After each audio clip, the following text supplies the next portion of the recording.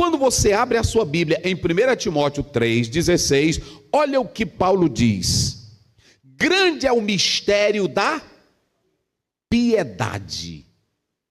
Aquele que se manifestou em carne foi justificado em espírito, visto pelos anjos, pregado entre os gentios, crido na terra, e olha aí, e recebido aonde?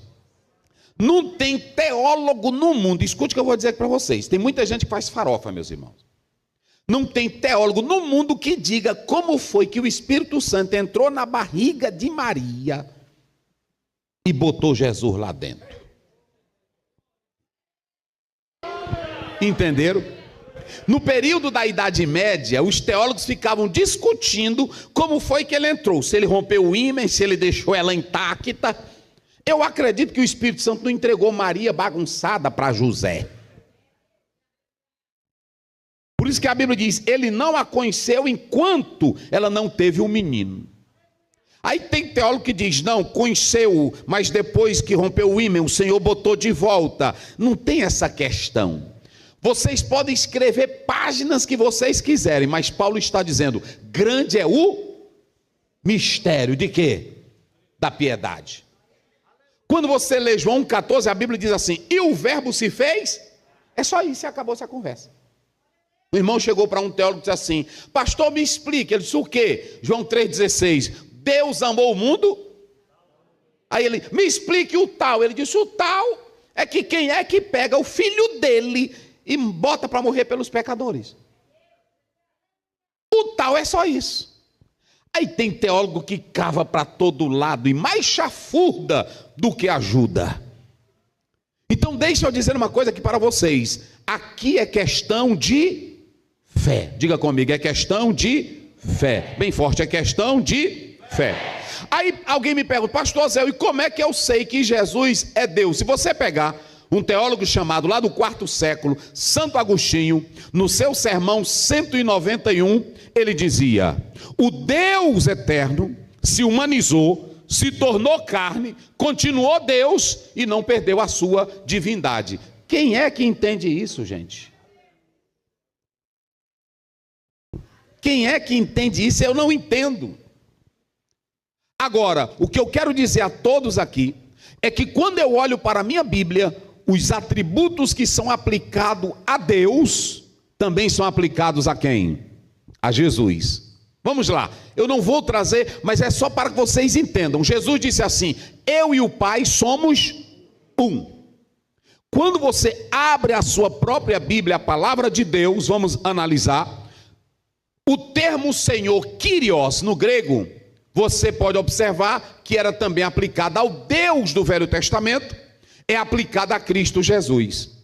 Quando o carcereiro olhou para Paulo e disse, o que eu faço para me salvar? O que foi que Paulo disse para ele?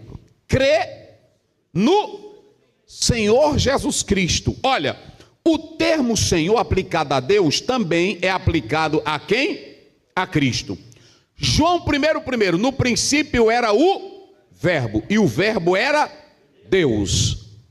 Quando você vai para Gênesis capítulo 1, olha o que está lá. No princípio, quando você pega essa expressão, no princípio, Bereshit bara Elohim, et hashamai ve'et haaret, no princípio, se você tirar a preposição, porque você tem lá Bereshit, mas quando você tira essa preposição, fica reshit, que é cabeça. O beit ali é uma preposição, que é a ideia de casa, Deus construindo tudo. Quando você vem para o Novo Testamento, olha o próprio João dizendo, no princípio era o verbo, e o verbo era quem? E o verbo estava com quem? Aí quando você vai para o 3, assim, tudo foi feito por ele, e sem ele, nada do que foi feito. Então Jesus está em Deus e Deus está em... Como é que o senhor explica isso, pastor Zé? Eu não sei explicar. Esse mesmo teólogo chamado Santo Agostinho dizia, se você tentar entender a Trindade, duas coisas vão acontecer com você. Ou você pode ficar louco. Segundo, ou você pode pecar demais. O que eu tenho que entender? Há verdades na Bíblia, há ensinos na Bíblia que eu não posso explicar, mas eu tenho que crer. Amém, irmãos? Não esqueça mais isso. E não fique atrás disso ou daquilo, não. Há ensinos na Bíblia que eu não sei explicar, mas eu tenho que crer.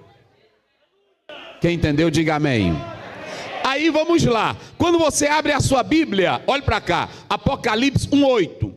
E disse: eu sou o alfa e o ômega, o princípio e o fim. Diz o Senhor, aquele que era, aquele que é e aquele que há. Ou seja, o mesmo tempo que é aplicado a Deus, é aplicado a quem? A Jesus. O próprio Deus no Velho Testamento pergunta a Isaías: pergunte se há um Deus além de mim. Então o mesmo termo que é aplicado a Deus é aplicado a Jesus Cristo. Vamos analisar. A autoridade de Deus é dada também à autoridade de Jesus. Jesus, quando ressuscita, Mateus 28:18, ele diz: é-me dado todo o poder aonde? Nos céus e na terra. Quando você lê Mateus 9:6, os escribas e os fariseus disseram: quem pode perdoar pecado senão Deus? Tu não pode, porque Jesus olhou e disse assim: filho, perdoados são os teus? Aí eles disseram: não, só quem perdoa pecado. Aí Jesus disse no verso 6, Mateus 9: ora, para que saibais que o Filho do Homem tem poder e autoridade para perdoar pecado, eu vou deixar vocês agora mais zangados. Paralítico, pegue a tua cama e vai para a tua... O homem saiu perdoado e também saiu curado. Quem glorifica a Deus? Então diga comigo bem forte: Jesus, só quem tem boca, Jesus é Deus.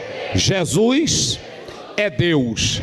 E a mesma onipresença que é de Deus, também é de Cristo. Mateus 28:20. Eis que eu estou com o quê? Convosco. Todos os até... Então pronto, acabou-se a conversa. Quem entendeu aí, diga amém. É porque vocês colocaram: esse é o nosso Deus. Por isso que eu tive que falar isso aqui para vocês entenderem. Agora vamos lá. Eu vou correr aqui para que vocês entendam. Vocês viram o primeiro texto que o pastor leu?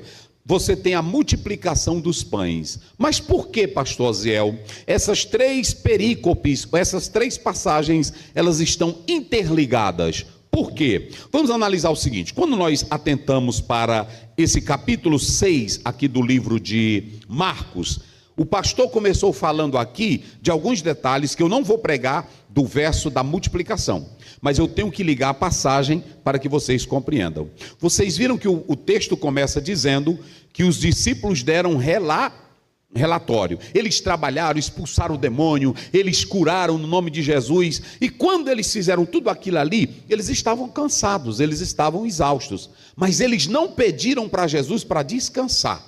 Mas o Senhor Jesus Cristo disse: não, vocês precisam descansar o corpo e a mente.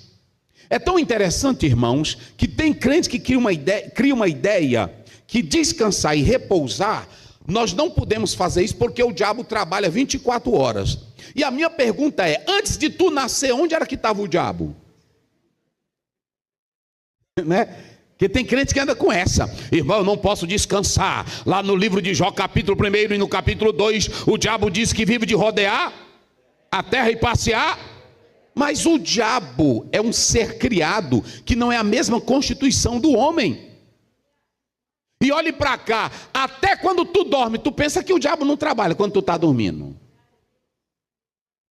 Agora tem uma coisa que no Salmo 127 você vai ver: o guarda de Israel nem dorme e nem...